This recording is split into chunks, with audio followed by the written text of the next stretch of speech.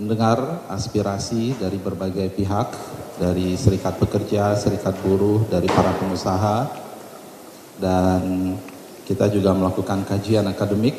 terutama salah satu poin yang penting itu adalah terkait dengan KHL ya,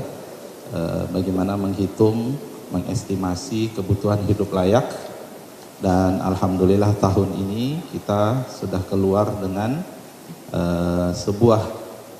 publikasi terkait dengan KHL. Dan Pak Presiden tentu juga mendengar langsung aspirasi dari serikat pekerja, serikat buruh dari berbagai pihak, dan akhirnya beliau menetapkan ya bahwa ada rumusan formula yang mungkin sekarang sudah tersebar, teman-teman sudah tahu,